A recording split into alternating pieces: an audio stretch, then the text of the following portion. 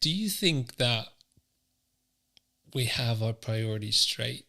I mean, as society as a whole, arguably not, but like, what do you believe, apart from coming into the body, needs to happen for us to evolve to a more conscious society and a more connected world?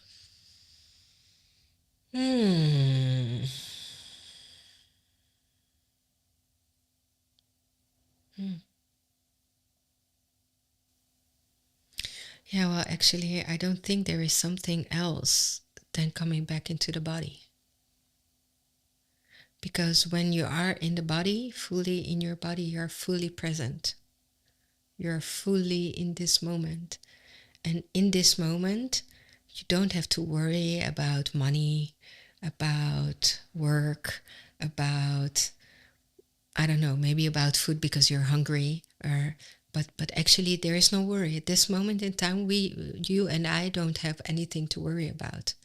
So coming back into presence, into the body, into presence, allows us to slow down, to engage with what is in this moment, to play with whatever is in this moment.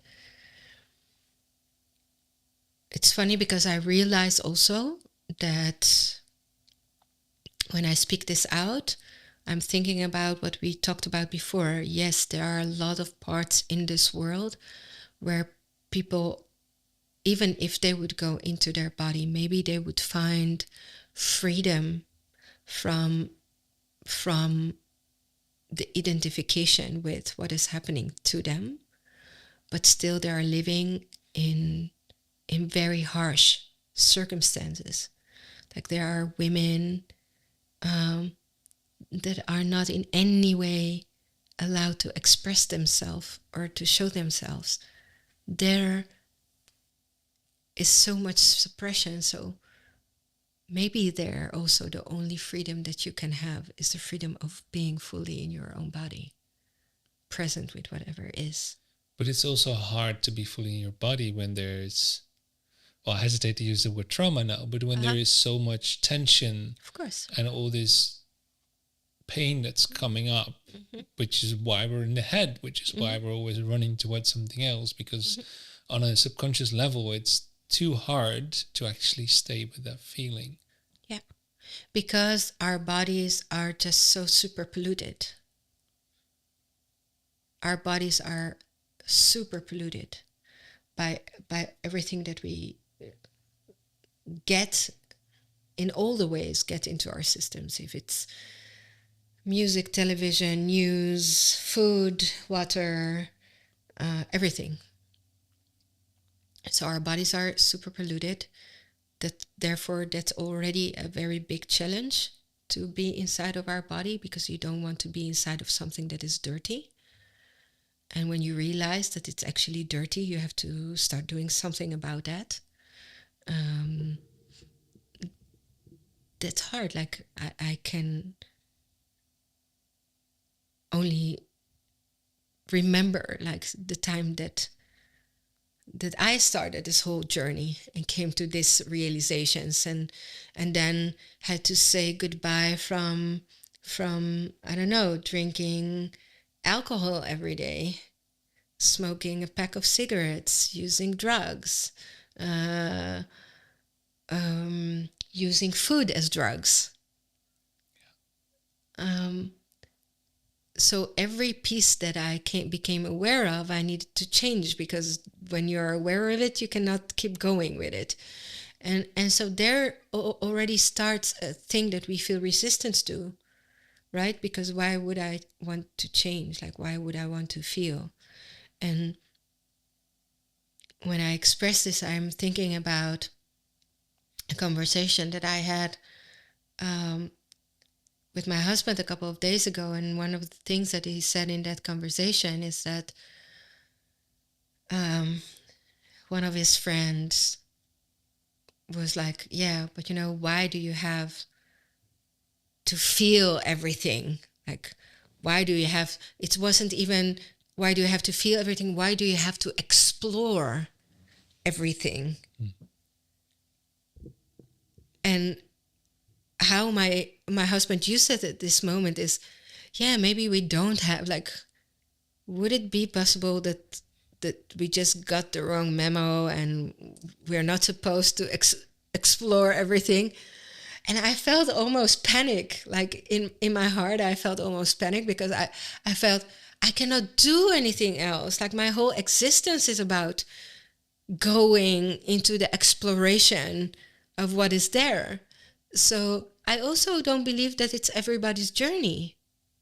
And I don't have any judgment. I'm not better than those people whose journey it's not. It's just not my journey. It's physically not possible for me to do. I will die.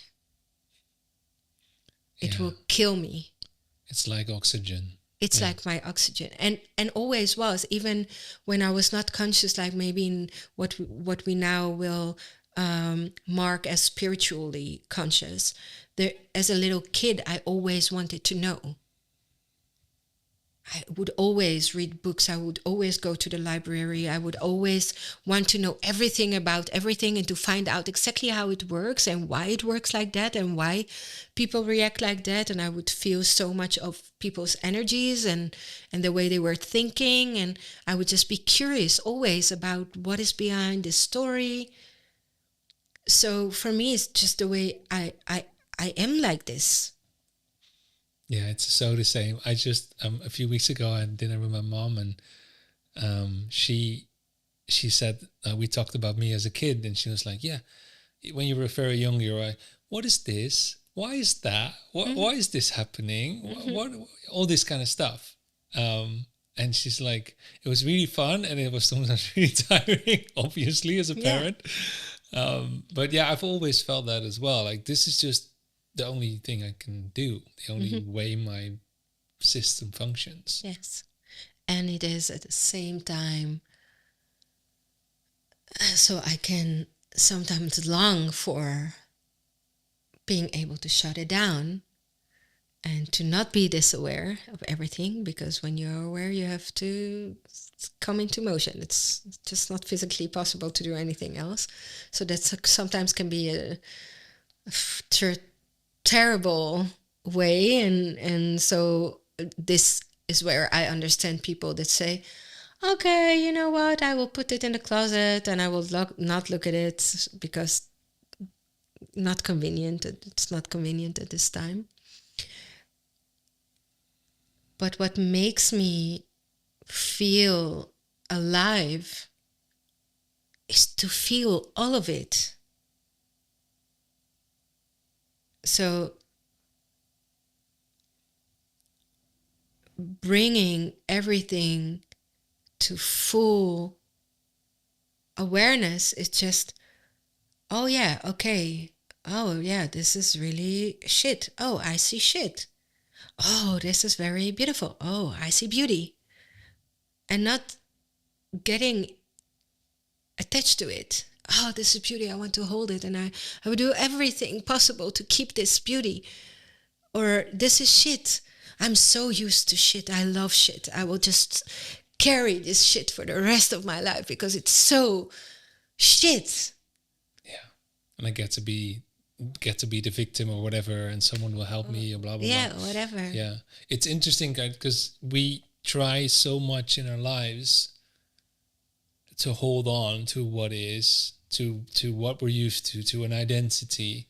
But everything in life, by definition, is always moving.